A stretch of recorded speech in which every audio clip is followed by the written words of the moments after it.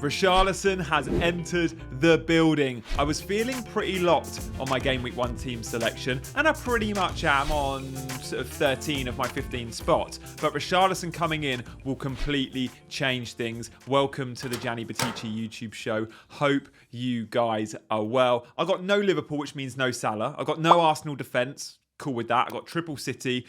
I'm liking the look of my team, but it might just be about to get a little bit better. It might get better with Richarlison if Harry Kane goes, but we need more confirmation of that move before the Game Week 1 deadline. Let's start with the goalkeeper. Onana in goal. There's some really nice rotating pairs. With Turner's addition at Nottingham Forest, and Turner should be first choice at Forest. Dean Henderson could be signed though, and they are working on that deal. Now, if they are, they'll compete for the number 1 jersey. But you'd think Turner ain't leaving Arsenal number 2 to be Forest number 2. Surely he's been given assurances. So Onana and Turner work really well. Pickford and Turner, if you want to save 0.5, also work really, really nicely. I just like the assurance Man United give me. More clean sheets than anyone in the league last year. So that's the goalkeepers. By the way, Areola, 50-50 whether or not he gets the number 1 shirt. The 4 million goalkeeper at West Ham. Between him and Fabianski, Areola's been poor pre-season, so I've jumped off him. So Onana and on the bench, Turner. My back three, Estupiñán hasn't left my draft since game week 1. We don't need to talk about Brighton assets and why he's in. Chilwell again, like I've shown Chilwell, haven't I? Time and again, I point out the average position map for Chilwell is so important. We can see when comparing him with Reece James, last pre-season friendly, look how advanced he is. And this is a common theme throughout pre-season. Last season, he shot more than James, more of a goal threat. He's greedy, he'll attack. And in game week 1, I don't like him on the bench. I've seen a few managers benching him. He faces Trent. We know Trent leaves loads of space. I'd play Chilwell game week 1 for sure. And then we've got John Stones. Why have you got John Stones and not Gabriel? Why have you not got an Arsenal defender? Well, this is why. Let me show up a graphic I used on YouTube a couple of weeks ago when I was looking at the best defences from last season. And it's clear as day. The top 2 defences in the league last year were Man City and Newcastle. Now, Newcastle fixtures are dreadful. I'm swerving them early. But Man City, they concede barely any goals because they concede barely any shots. So shots conceded on target, this is the best stat of all. 92 shots on target City faced last season, compared to Newcastle, who the next best conceded 127. This is a big difference. That's why Ederson's not a good asset, because he doesn't get save points, doesn't get bonus points, because no one shoots at the Man City goal. So there we go. That's why I'm backing John Stones. You might look at it and go, Stones is a bit of a rotation risk because injuries, whatever. And you're right. When the Champions League starts, maybe he will be. But early on in the season, I'm happy to back him. We'll see him in those midfield positions too. If you want security of minutes, though, at 5.5, just go Diaz. Stones offers that little bit more upside. Gvardiol, by the way, has come into the game at 5 million. Pep has a bit of a history with new centre-back signings of playing them a lot. So Laporte, when he came in, he got a run of games. Diaz got a run of games. Last season, remember Akanji? Just played every minute, like early on. I think Gvardiol will be the same. I'm just not sure if we'll see it game week 1. If we found out Gvardiol was starting game week 1, and I had time, I would make the saving of 0.5 and go Gvardiol over Stones. But the other 5 million assets, Akanji, Ake, Walker, a little bit too risky for me.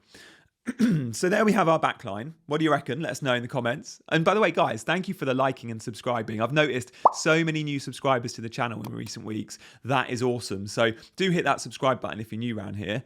So the midfield, this is where it gets fun. Double Arsenal midfield hasn't changed since like the first week of drafting. Martinelli is a lock for me. Saka's in everyone's team. I think Martinelli's super exciting. In open play, he outperforms Saka in terms of shot volume and creativity quite often. So Martinelli, yeah, he doesn't have the penalties and he might come off early with 10 minutes to go quite often, but you get explosiveness from him. Foden is the wild card pick in this team. Now, lots have Bruno, don't they, in this slot? And if I got the news that Foden wasn't starting, I would go up to Bruno. And I've got 0.5 in the bank, so I need 1 million. But I can make that saving. Stones down to a 5 million, Man City mid ideally.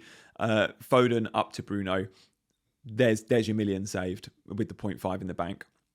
I do think Foden starts versus Burnley, and I've got a bit of a theory about Pep, and I know that's a risky thing to do.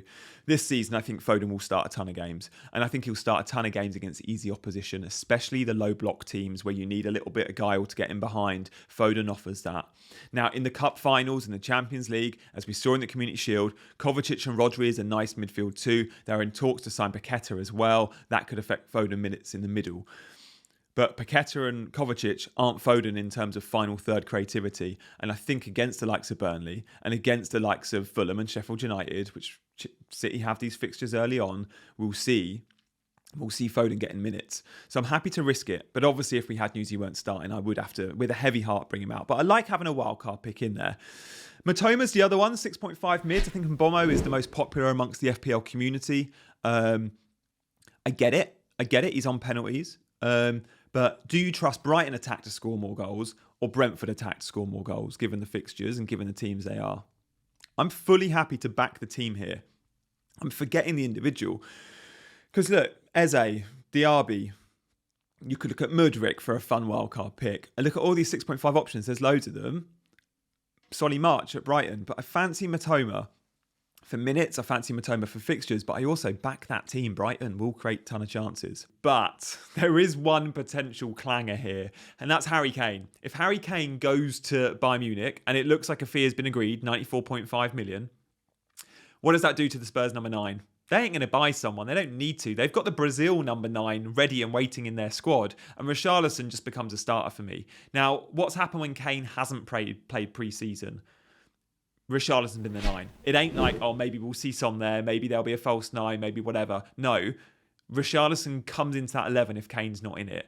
Now, what happened pre-season when Richarlison played? Okay. He did play, I think, in a half in Singapore against Lions City Sailors, I think they're called. They won 5-1. He scored a second half hat-trick, right? So 3 goals.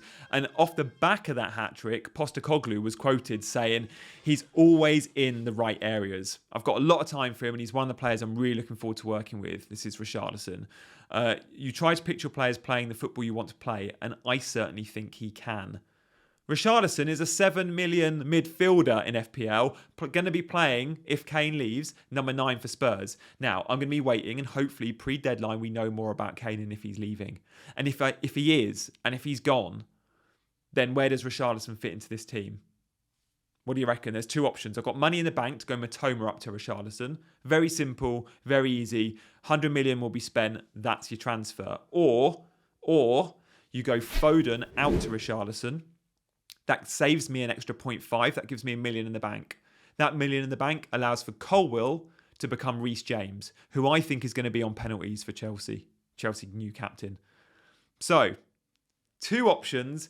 If we think Kane's going, Richarlison will come into the team for Matoma, for Foden. To see like my very latest team reveal, obviously I can't post that on YouTube with 2 minutes to the deadline.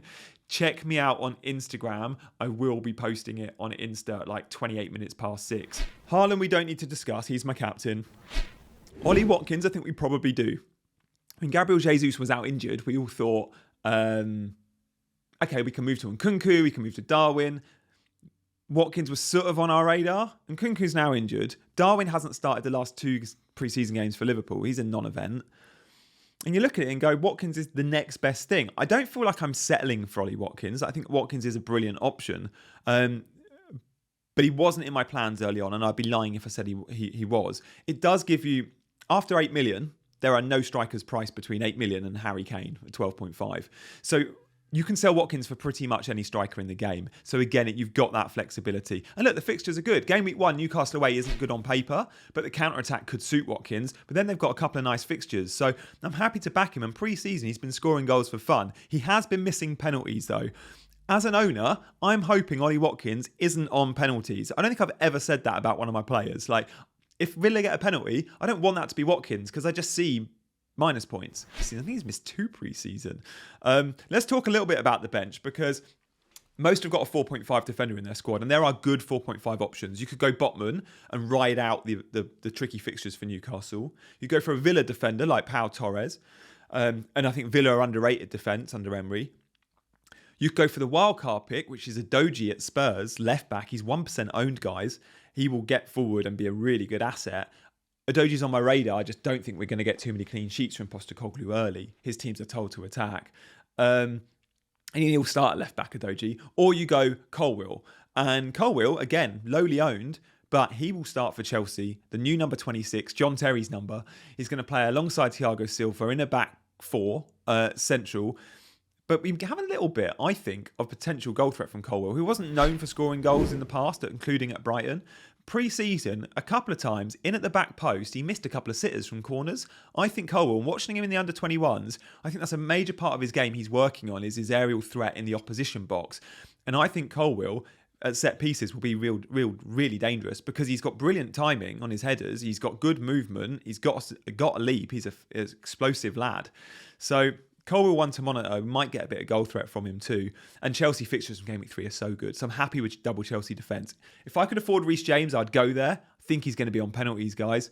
Reece, I think, will be on penalties. Potter pretty much confirmed that it was Havertz or Reece last season. Havertz was, I think, in one game stepped up, but it was between the two of them. And Reece now is, of course, the Chelsea captain. Kabore, I think, is the best of the 4 million assets for me. And then I've got Mbamba. We could see Balogun moving to West Ham from Arsenal before the deadline. I think it's unlikely that happens. There's a few clubs in Europe linked with him too. If that happened, then Balogun would be all of our 4.5 million forwards. A bit like the Turner move. Like, we're happy that that's gone through. So Turner at Nottingham Forest has gone through in time at 4 million. The other moves to keep an eye on: Lewis Hall going to Crystal Palace, 4.5 million defender who probably be playing in midfield. Again, he could be one of the best 4.5 options, Lewis Hall, but I want to see him play for Palace before I commit. I've got money in the bank, 0.5. Again, I think many of us work to that 100 million budget, but one of my top tips, guys, forget you got 100 million and work to 99.5, because the markets in FPL are so volatile early on. You see big price rises for any bandwagon player in the first couple of game weeks because there's more engaged managers than ever before, because managers tail off as the season goes on. So price rises for your 6.5 million mid that just went and scored a hat-trick, they go real quick. So rather than being forced to make a transfer on a Sunday night or a Monday night, because you're like, oh, going to miss a price hike, keep 0.5 in the bank. The other headlines, I guess, no Liverpool. We've spoken at length pre-season about no Trent and no Salah. I'm at peace with that. I haven't really considered Trent for a long time. Completely understand those looking at Mo Salah. Pre-season form's been amazing. Great captaincy option. The best captaincy option game week 2. Just doesn't work for me in this moment. Guys, the Gianni team selection will be exclusively on this channel every single week of the season. You may have watched me for the last 3 years or 2 years, or the last year with Az and Seb and Andy on Scout, doing my team selection every Wednesday, Thursday.